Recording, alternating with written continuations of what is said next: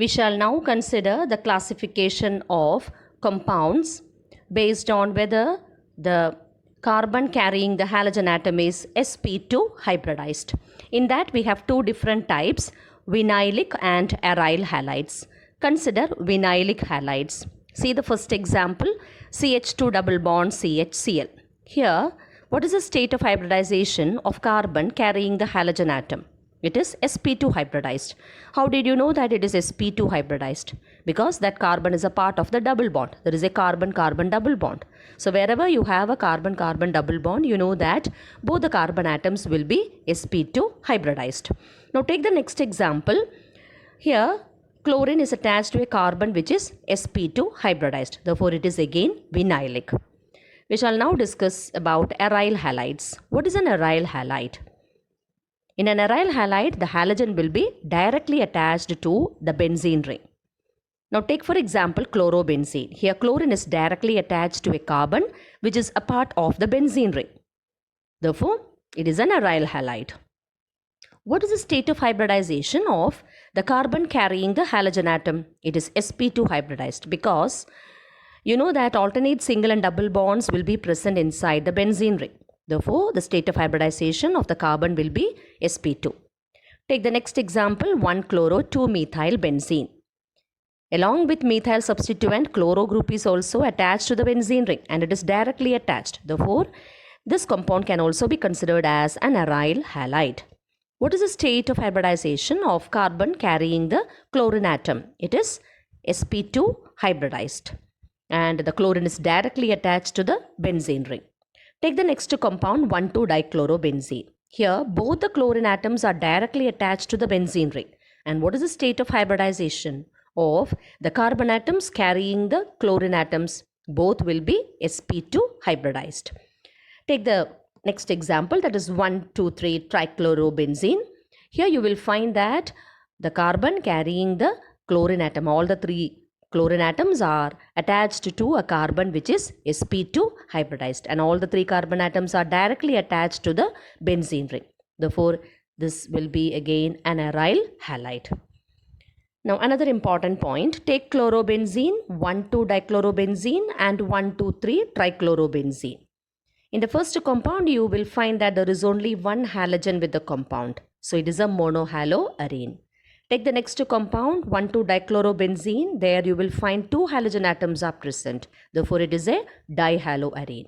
Take the third compound. Since three chlorine atoms are present in the compound, it can be considered as a trihaloarene. Next, we shall discuss about the naming of compounds, nomenclature.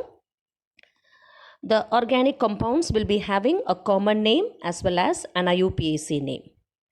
So we shall discuss these examples. Take the first compound, CH3CH2Br. What will be the common name? When you write the common name, you have to write it as an alkyl halide.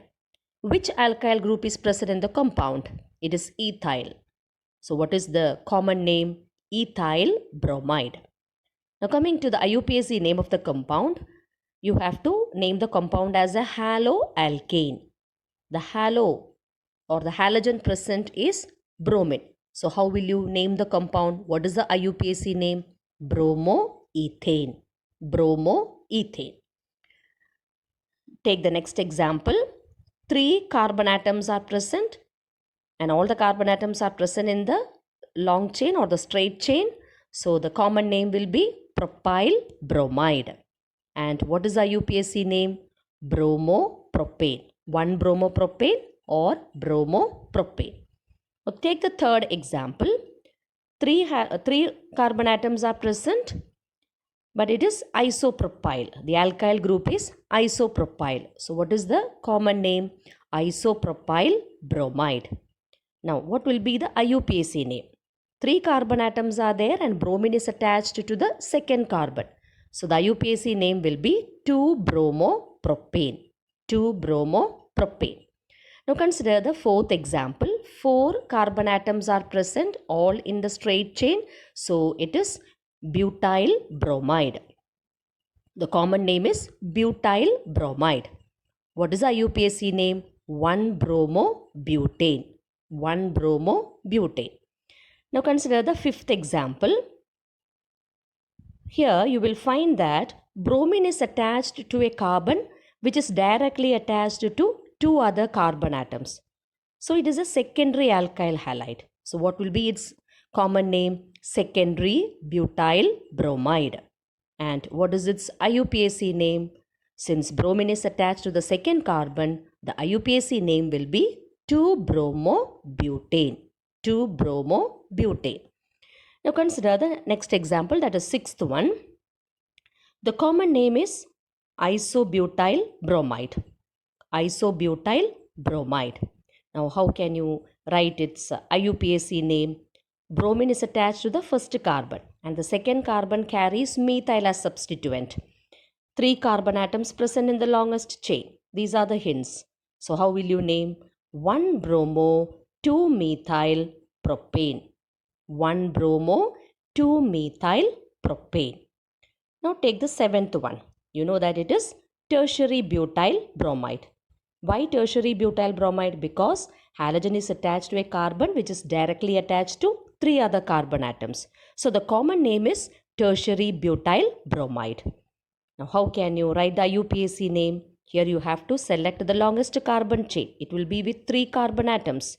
The second carbon carries a bromine. It also carries a methyl group. So what is its IUPAC name?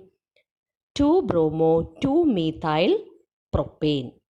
2-bromo 2-methyl propane. Now consider the next example. 5 carbon atoms are present in the compound. So the common name is neopentyl chloride. The common name is neopentyl chloride. Now when you write the IUPAC name, the carbon carrying the halogen should get the lowest number. So you should start numbering from that carbon carrying the halogen atom. So number it as 1. Second carbon you will find 2 methyl groups are present. Therefore, what is the IUPAC name of this compound? 1-chloro 2,2-dimethyl propane. The IUPAC name is 1-chloro 2,2-dimethyl propane. Next, which I'll consider the ninth example. If such a formula is given, you know that you will have to convert it into the condensed formula. And what is the condensed formula? CH3, CH, double bond CH, CH, CH3, Br. You have to include that CH3 in the longest chain. Now when you count the number of carbon atoms, you will find that there are 5 carbon atoms present. Now the double bond, the carbon carrying the double bond should get the lowest number. So what is the IUPAC name of the compound? It will be 4-bromo pent-2-ene. 4-bromo pent-2-ene. Now consider the 10th example. When you convert it into the condensed formula, you will get CH3, CH double bond, CH, CH2Br. The double bond should get the lowest number. Either you start from right to left or from left to right. The carbon carrying the double bond will be numbered as 2. So what is the IUPAC name of the compound? 1-bromo but-2-ene. 1-bromo but-2-ene. Next we shall discuss about the nature of the carbon-halogen bond. For example, consider CH3CH2Br. Consider the carbon-halogen bond, the CBr bond. Here you know that bromine is more electronegative than carbon. So bromine end will be negative and the carbon end will be positive. So the carbon-halogen bond is said to be polar in nature. Now coming to the strength of the carbon-halogen bond and the bond length, consider CF, CCl, CBr and Ci bond. Fluorine is the smallest atom. So CF bond will be shortest. The bond length will be shortest for CF bond. Now if the bond is very short, it will be very difficult to break that bond. So the bond dissociation enthalpy will be maximum for the CF bond.